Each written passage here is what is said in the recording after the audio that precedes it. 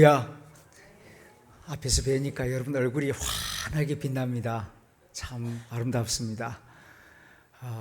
앞에서 우리 수요 찬양팀이 찬양하는 것을 들으니까 이 소리가 아주 힘이 있습니다.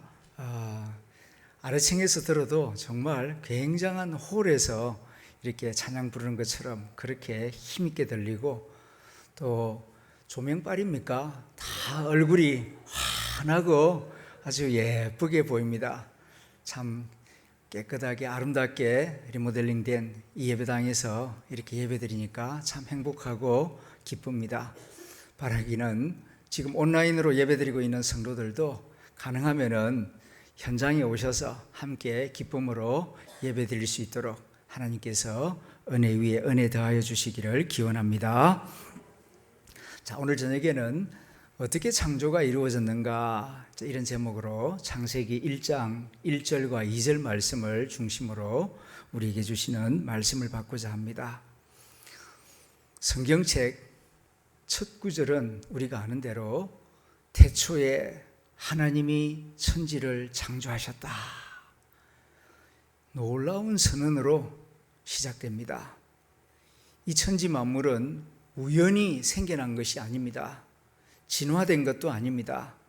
하나님이 창조하심으로 존재하게 되었다, 그렇게 선포를 하고, 그럼 구체적으로 어떻게 그 창조가 이루어졌는가, 거기에 대하여 우리에게 말씀을 하는데, 2절 말씀을 보면은 땅이 혼돈하고 공허하며 흑암이 깊음 위에 있고 하나님의 영, 하나님의 신은 수면 위에 운행하시더라. 그러니까 천지 만물을 하나님이 어떻게 창조하셨는가? 하나님의 영이 수면 위에 운행하심으로 천지 만물을 창조하셨다. 이것을 우리에게 말씀해 주고 있는데, 하나님의 영이 수면 위에 운행하셨다는 것이 구체적으로 어떤 뜻인가, 그 점을 오늘 저녁 깊이 생각하면서 우리에게 주시는 하나님의 음성을 듣기를 원합니다. 창세기 1장에서 하나님의 창조 사역을 가만히 살펴보면서 발견하는 놀라운 사실은 하나님이 한 분이 아니라 세 분이라는 사실입니다. 성부 하나님이 빛이 있어라 말씀하심으로 창조 사역을 이루십니다. 동시에 하나님의 아들 예수 그리스도 성자 하나님이 그 창조 사역에 함께 하셨습니다. 그리고 성령 하나님이 수면 위에 운행하심으로 창조 사역을 이루셨다, 이렇게 창세기 1장이 우리에게 가르쳐주고 있습니다. 성부, 성자, 성령, 삼위일체 하나님이 창조 사역을 함께 하셨다는 말씀입니다. 하나님 혼자 일하시지 아니하셨습니다. 천지 만물을 창조하실 때에 이렇게 삼위일체 하나님이 함께 공동 사역을 통하여 천지 만물을 만드셨다. 이것을 이제 하나님의 사회성이라고 부릅니다. The Society of Gods. Society란 말이 이제 사회라는 말도 있지만은, 사회라는 말 자체가 복수라는 뜻이거든요. 그래서 여럿이 함께하는 집단을 이제 사회라고 부르는데, 인간 사회가 있기 전에 성부, 성자, 성령, 삼위 하나님이 사회를 이루어서 공동으로 천지 만물을 창조하셨다는 사실입니다. 그래서 이 이제 원어를 읽어보게 되면은 창세기 1장에 어떤 경우에는 하나님을 야훼라고 이렇게 기록하고 있고, 어떤 경우에는 엘로힘이라고 기록하고 있고, 또 1장 2절에서는 하나님의 영이 있는데 루하흐, 하나님의 바람, 하나님의 영이 함께했다, 이렇게 각각 하나님을 나타내는 단어가 다릅니다. 그런데 핵심만 말씀드리면은 창조 사역은 하나님 홀로 하신 것이 아니라 성부, 성자, 성령 삼위일체 하나님이 공동으로 함께 창조하셨다는 사실입니다. 그런데 창세기 1장에는 예수 그리스도가 나오지를 않죠. 그런데 골로새서 1장 17절을 보게 되면 창조하실 때에 예수님이 함께 하셨다는 사실을 우리에게 가르쳐주고 있습니다. 예수님은 마리아 몸에서 태어나기 전에 사실은 이 천지 만물이 존재하기 이전에 계셨으며, 그리고 또한 그가 만물보다 먼저 계시고 만물이 그 안에 함께 섰느니라. 천지 만물을 창조할 때 예수 그리스도 성부 하나님도 성부 하나님과 성령 하나님과 함께 계셨다라고 골로새서 1장이 가르쳐주고 있습니다. 그런데 하나님께서 천지 만물을 만드시기 전에 이 우주는 어떠했는가? 땅이 혼돈하고 그리고 공허하며 흑암이 깊음 위에 있었다. 그렇게 1장 2절이 말씀하고 있습니다. 우리가 우주를 한번 생각해 봅니다. 이 우주가 얼마나 광활한지요. 하나님이 우주 만물을 다 만드셨는데 이 우주에 있는 별들의 숫자가 어느 정도 된다고 생각하십니까? 어떤 천문학자는 1천억 개라고 말하기도 하고, 또 어떤 분은 2천억 개 그렇게 말하기도 합니다.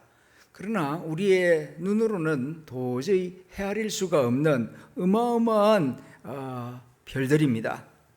그런데 저렇게 무궁한 이 우주 가운데에서 생명이 있는 별은 오직 지구밖에 없습니다. 오직 지구에만 생명이 있습니다. 그 전에 상상하는 사람들은 저 많은 별들 가운데 어느 하나에도 우리와 같은 인간이 혹시 있지 않을까? 오히려 지구보다도 더 아름다운 그런 어떤 환경, 나무도 있고 꽃도 있고 새도 있고 지구보다 더 살기 좋은 그런 어떤 별들도 혹시 있지 않을까? 그런 상상을 하는 사람들이 있었습니다. 그런데 인간이 과학을 발전시켜서 처음으로 1960년대 이제 달에 사람의 발자국이 찍히게 되죠. 달에 직접 가보기 전에는 이태백이 놀던 달, 아니면은 토끼가 뛰어다니는 어떤 그런 세계 일이라고 생각을 했지만은 실제로 가보니까, 그리고 거기서 사진을 찍어서 우리에게 전송해 준 것을 보면은 그야말로 공허한 땅입니다. 아무것도 없어요. 먼지투성입니다. 혼돈, 공허, 그리고 흑암이 있는 별이 작은 별, 달이라고 하는 행성입니다. 그리고 최근에는 사람이 달에만 가는 것이 아니라 이제는 금성, 화성, 저 멀리 목성에까지 무인선 이제 비행기를 보내가지고 그 장착한 카메라로 그 표면을 찍어가지고 이 지구로 전송해 주질 않았습니까? 그런데 그 화성, 목성에 거기에도 여전히 혼돈과 공허와 흑암이 있을 뿐이지 그곳에서는 생명의 흔적을 찾아볼 수가 없었습니다.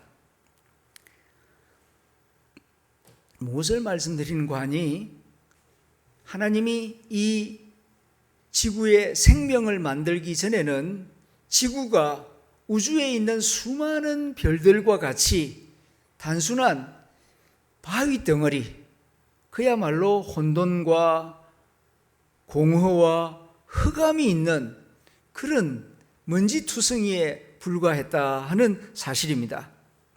물도 없었고 빛도 없었고 생명도 없는 그런 별들 중에 하나였습니다.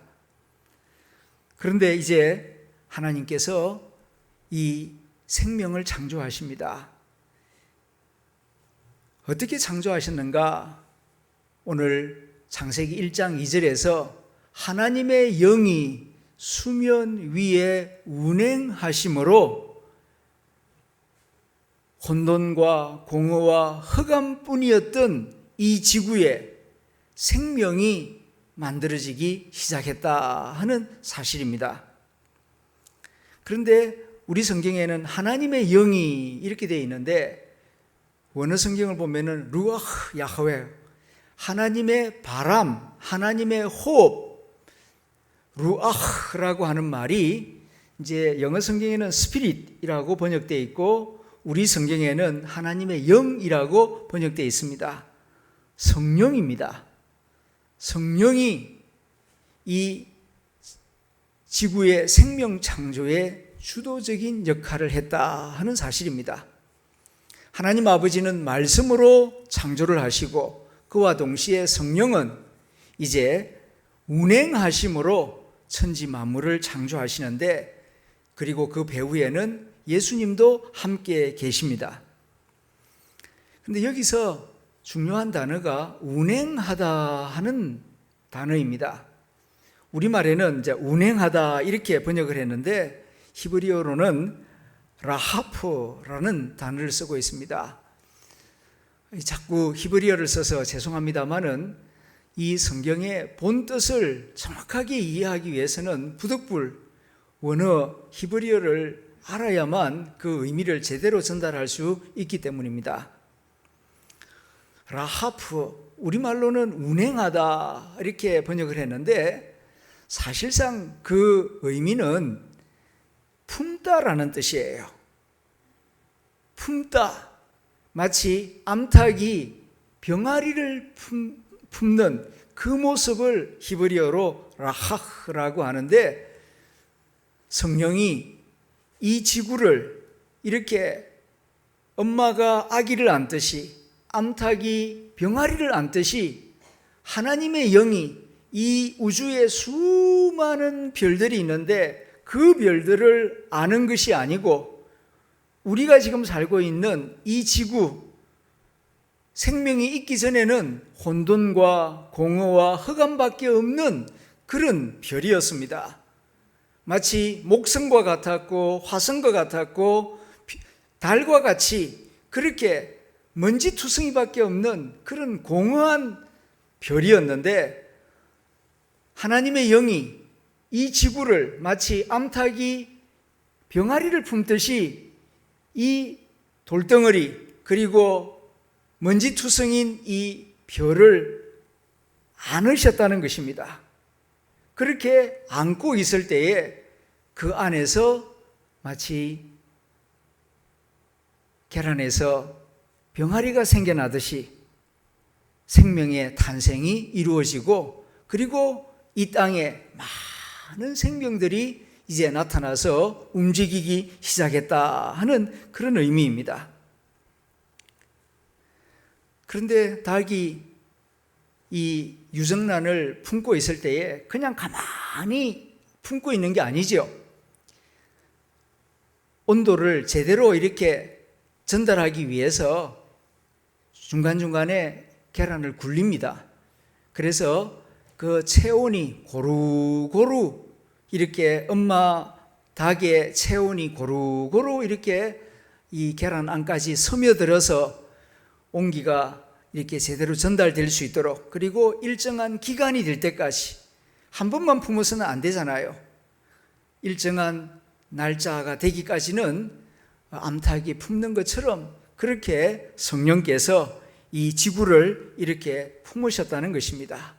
그럴 때에 이렇게 생명의 역사가 나타나고 그리고 오늘과 같은 이 땅에 많은 생명들이 이 땅 위에 움직이고 바닷속에서도 움직이는 그런 역사가 나타나게 되었다. 자, 이 장면을 들은 말씀을 한 번 더 상상을 해 보시길 바랍니다. 처음에는 이 우주에 수많은 별들이 지금 우주에 떠 있지 않습니까? 그런데 지구도 다른 별과 같이 삭막한 별이었다는 것입니다. 그런데 성령님께서 오셔서 하나님의 생명으로 생기를 불어넣어 주시고 바람과 말씀과 생기로서 지구를 품을 때에 이렇게 지구 안에 많은 생명들이 탄생하게 되었다. 천지 만물의 창조는 이렇게 성령님께서 수면 위에 운행하심으로 품으심으로 이와 같이 생명 탄생이 이루어지게 되었다 하는 사실입니다. 이것은 우리에게 무엇을 말씀합니까? 우리가 성령을 받아서 하나님의 생기를 받아서 생령이 되었고 그리고 하나님의 영을 받은 사람으로서 이 땅 위를 살아가고 있습니다. 그런데 죄를 지음으로 해서 이 생기가 많이 병들었어요. 모든 것이 어떻게 보면은 기운입니다. 우리가 지금 이 밝게 쓰는 것은 전기, 전자의 기운, 전자의 이렇게 파동에 의하여서 생겨나는 그 기운을 가지고 전선을 타고 지금 불을 밝히고 있습니다. 그런데 우리 몸에 흐르는 것은 전기가 아니고 생기입니다. 그런데 생기가 막히게 될 때에 이제 많은 병들이 생기게 되죠.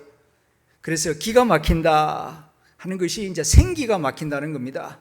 생기가 막히면은 피가 탁해지기도 하고 기억력이 약해지기도 하고 사람의 정신이 이상해지기도 하고, 그런데 생기가 충만하게 되면은 피의 흐름이 원활해지게 되고 총기가 있게 되고 그리고 모든 일들을 밝게 그리고 아름답게 이루어내는 것을 보게 됩니다. 이렇게 병들어가는 인간들을 위하여서 주 예수님께서 오셨고 그리고 성령을 받으라고 우리에게 말씀하셨습니다.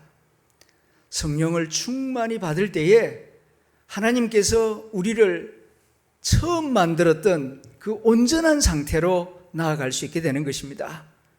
그래서 우리가 성령을 받아도 되고 안 받아도 되고 그런 선택이 아니고 우리는 예수 그리스도를 믿고 말씀과 함께 성령 충만을 사모하는 마음을 가져야 합니다. 그럴 때에 우리의 마음속에 감사와 기쁨이 넘치게 되고 하나님이 처음에 천지 만물을 창조하실 때마다 보시기에 좋았더라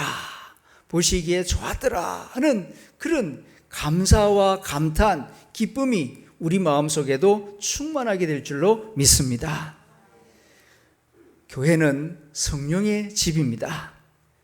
그래서 다시 죄악으로 인하여서 이 세상이 혼돈과 공허와 흑암 속으로 빠져들어가는 이 세상을 구원하기 위하여서 구원의 방주로서 교회를 주님께서 세우셨습니다. 이 교회를 통하여서 다시금 성령을 충만히 받고 이 받은 성령 충만을 어두운 세상 속에 흘려보내는 복의 통로가 되고 성령의 통로가 되기를 원하십니다. 우리 예배당은 그러한 거룩한 장소가 되기를 소망합니다. 그래서 이 교회당을 이렇게 본당을 리모델링 할 때에 성령 충만한 성전이 되기 위해서 몇 가지를 생각하면서 이와 같이 디자인을 했습니다. 여러분 정면에 보는 십자가는 우리 주 예수님이 우리를 위하여서 대속의 피를 흘린 십자가입니다. 그리고 내게 오라, 수고하고 무거운 짐진 자들아 다 내게 오라, 내가 너희를 쉬게 하리라 안아주시는 하나님의 마음을 이 십자가에 담아서 우리 앞에 걸어두었습니다. 그리고 저 위에 창가, 둥근 창가를 보면은 오른쪽에 4개, 왼쪽에 4개 둥근 창문이 있습니다. 그 창문에는 비둘기 성령의 이미지가 그려져 있습니다. 스테인 글라스인데요. 비둘기는 성령을 상징합니다. 그래서 우리가 예배드릴 때에, 기도할 때, 찬양할 때에 성령이 하늘에서 내리듯이 이 성전 안에 임재하셔서 예배드리는 저와 여러분의 심령을 거룩하게 하시고 하나님의 은혜로 충만케 해주시기를 소망합니다. 왜 8개냐? 의미를 부여하자면은 노아 방주에서 나온 사람들이 8명 아니었습니까? 그래서 이 성전은 마치 노아 방주에 구원을 받은 노아의 식구 8명처럼 이 성전에 들어와서 말씀을 듣고 기도하는 모든 성도들은 노아의 가족처럼 새 창조의 주역이 될 수 있기를 주님의 이름으로 축원합니다. 그리고 지금 말씀을 전하는 이 강대상은 이제 새롭게 바꾸었는데 두루마리 성경의 형상을 하고 있습니다. 이렇게 말씀을 두루마리처럼 쭉 펴둔 그런 모습을 하고 있죠. 이 강단에서 하나님의 진리의 말씀을 올바르게 힘있게 선포함으로써 말씀을 듣는 성도들이 말씀과 성령 충만을 받아서 십자가 안에서 새 피조물로 거듭나는 역사가 이 새 성전 안에서 매주일마다 새롭게 일어나기를 간절히 소망합니다. 그러므로 우리가 성령님께서 지구를 껴안으심으로 새 생명의 역사, 새 창조의 역사가 이루어진 것처럼 이 세상에서는 이 예배당 안에 들어와서 말씀과 함께 성령 충만을 받고 그리고 십자가의 보혈로 깨끗함의 씻음을 받아서 새 창조의 역사가 날마다 이 성전 안에서 일어나기를 간절히 소망합니다. 예배당에 들어올 때마다 나를 안아주시는 하나님의 사랑을 느끼고 그리고 내가 받은 그 사랑으로서 세상에 나아가서 지치고 힘들어하는 사람들, 주 예수님을 모르는 사람들은 그 심령이 혼돈 가운데 있어요. 공허합니다. 마음이 어두워요. 그런 사람들에게 우리가 받은 말씀의 은혜를 나누어 줌으로 그리고 하나님의 사랑으로 그들을 안아줌으로써 그들 마음속에 새 생명의 역사, 새 창조의 역사가 일어날 수 있도록 도와주는 주님의 제자들이 될 수 있기를 소망합니다. 그리야 할 때에 우리 교회는 더욱 사랑스러운 교회, 더욱 자랑스러운 교회, 그리고 시간이 지나가면서 더욱 그리운 교회가 되어서 하나님께는 영광이요 또한 우리 공동체 가운데에는 하나님의 은혜와 기쁨이 충만한 하담 교회가 되리라고 믿어 의심치 않습니다. 모일 때마다 그 뜻을 생각하면서 기쁨으로 예배당에 와서 말씀을 들으며 성령 충만을 경험하며 하나님의 사랑으로 세상을 넉넉하게 이겨나가는 주님의 자녀들이 될 수 있기를 주님의 이름으로 축원합니다.